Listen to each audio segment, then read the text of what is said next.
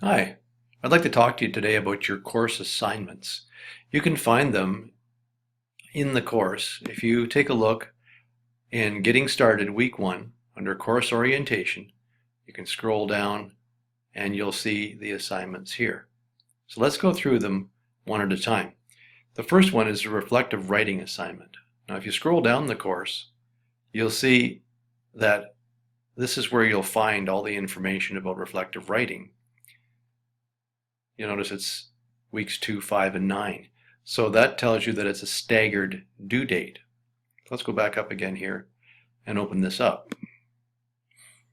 You may want to open it up yourself or just follow along with me. I hope everybody can see that okay. I'll make it a bit bigger for those of us who have problems reading print. Not that anybody here in the course is as old as I am, but there we go. Reflective writing, another word for that is a journal entry. The first thing you have to know about this, well, I guess it's worth 15%, 5% for each of 3 entries. And the method that we're using is described right here. It's called the focused conversation method. You can look at these descriptors, objective, reflective, interpretive, decisional, and figure out what you want to say.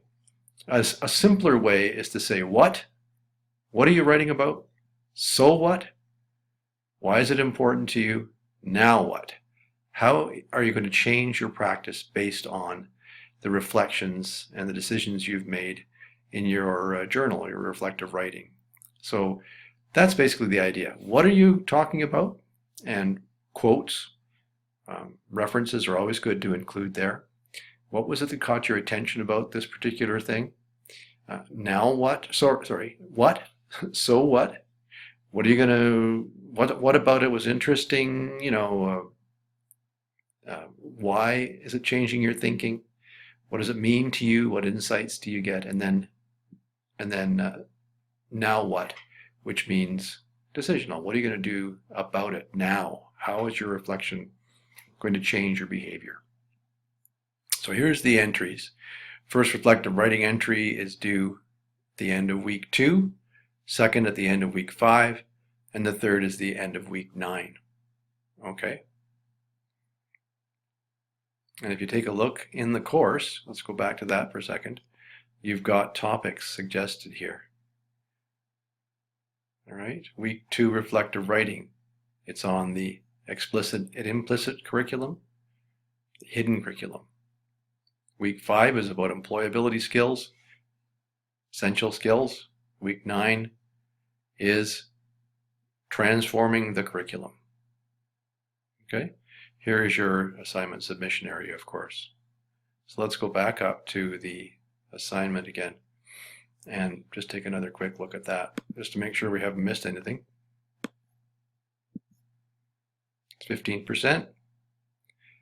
Okay, there's the technical specifications. Minimum 1,000 words.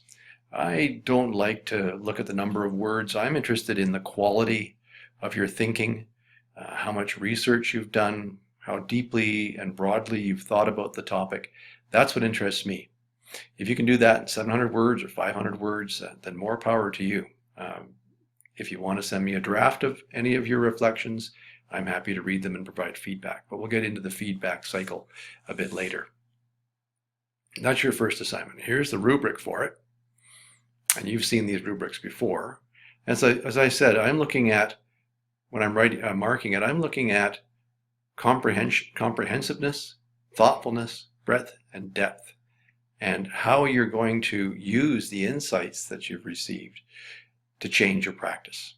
I'm also looking at the quality of your writing, the simplicity, the clarity of your writing. So if you have any questions about this assignment and how I would mark it, when things are due or whatever, pop me an email or put something in the coffee shop so everybody can benefit from the answer to your question. Okay, so there's the first one. Second assignment. Let's make this a bit bigger. And this is the course profile assignment. As you can see, there's 2 parts to it. Let's make this a bit bigger. Okay, so let's go up to the top and take a look. Okay, so course profile. First of all, what is a course profile? Well, that's basically a document that contains the goals and objectives or the outcomes for your course. It's a curriculum document that's very important. You'll notice here in the description, we've got two different approaches, and we'll get into this a lot more. I just wanted to highlight this at a high level for now. You'll be developing either a DACOM chart or a profile based on competency-based education, or you'll be developing an outcomes guide and map based on outcomes education. So one of those two you'll be developing. And you notice end of week 4, that is when I'd like to see your draft so that I can provide feedback for you and perhaps give you some food for thought so you can refine your work. Now, a note on the absolute deadlines for all assignments. That's the last day of the course. You'll notice as we get further into the explanation of how the course runs that there are staggered due dates throughout the course. The reason why we have this is to help you keep on track and have you hand something in to get feedback on it. Now, the research shows that the most effective form of assessment is actually not grades and comments. It's actually feedback in the form of comments that the instructor expects the student to go back and use to refine their work. So that's what we're modeling here, what we're going to be doing in the course. You can send me information about your assignments or send me your drafts anytime, and I'll give you feedback on them. But week 4 for this profile assignment is the drop dead date when I'd like to have you hand that in for feedback. Of course, you can choose as an adult not to hand the assignment in on week 4. You can hand it in on the last day of the course. If you do that, then I will give you a grade, but I will not give you any feedback.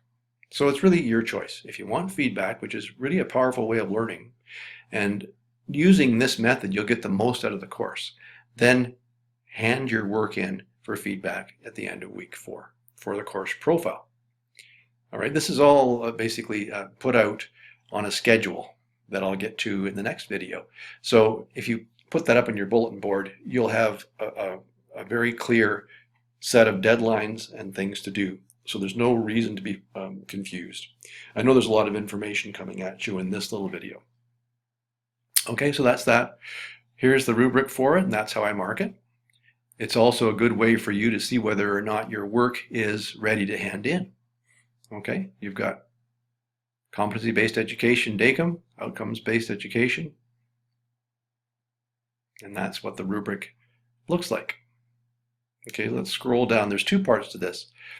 The second part is a rationale, which is kind of a fancy word for saying your articulation or your discussion of the decisions that you've made. All right, and here's the questions. Describe the purposes. Why is your course better suited to CBE or OBE? And then, depending on your approach, you discuss why you make those decisions. Fairly simple.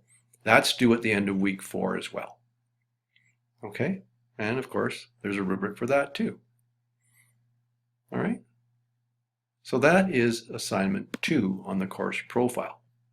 Let's get rid of that.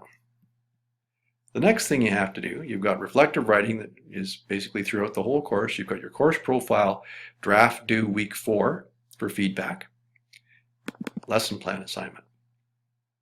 So once you've developed your profile and you know what you're going to teach, makes sense to then figure out how you're going to teach it. In other words, do a lesson plan. So you choose one of your outcomes or one of your course objectives and you design a lesson plan. Here's the lesson plan assignment. Okay, it's pretty straightforward. The big thing here is end of week 6. That is due if you want feedback on it. If you don't want feedback on it, then just hand it in at the end of the course. And I will give you a grade, but no feedback. Okay, so here's the rubric for that. The big thing about the lesson plan, if you notice, the document is congruent with all other curriculum documents. This is the question of alignment. Now, you've all been in a course where the actual content might be extremely difficult, but it's taught at quite a simplistic level and assessed at a simplistic level. That's a misaligned curriculum. Think of those three legs of the stool we talked about: the what, the how, and the how well. Those have to be aligned. So you want to have, if it's a complicated cognitive type of thing you're teaching, you want to have the content at a certain level of difficulty. The lesson instructional approaches and activities have to be matching that level of difficulty. And then the assessment also has to match that, has to be aligned to that. We'll talk more about that later on. So that's your lesson plan assignment. Week 6 is the important date for that. And as I said, we've got a schedule a little bit later. It'll be introduced to you, and that lays everything out quite clearly. The last one is the course outline. Now, it makes sense, doesn't it? If you have a profile which talks about the what of your course, you have a lesson plan which talks about how to teach the course, what activities the students will do. Well, you want to market this thing too. If you're doing a workshop as opposed to a course, let's say it's at the rec center or a continuing education in various school districts, you're doing a 1-day workshop or a 3-day workshop or something, you may want to do a marketing brochure for your course. If you're teaching at a college or university, quite often the university or college have templates for course outlines, and of course then you should use those. But basically what you're talking about here is what choices have you made as far as your course goes, and how do you want to market that course. There's a section in the manual that's devoted to that. There's a template that's suggested in there, and there's some videos and how-tos later on in the course. So that's not, I don't think this will be an overly challenging assignment. It's worth only 10%, and that's due at the end of week 9. Okay? Again, final due date for all assignments is the last day of the course. There's staggered due dates for work to be handed in if you want to have feedback on your work, which you can then use to refine the work and hand your work in for marking. So I strongly suggest that's the way to go. So anyway, that's the quick video on your lesson, your course assignments, which you can find here in the course orientation section of the course. The next video, we'll talk about the course schedule, which is down here, and how to use that. Thanks for listening. Bye for now.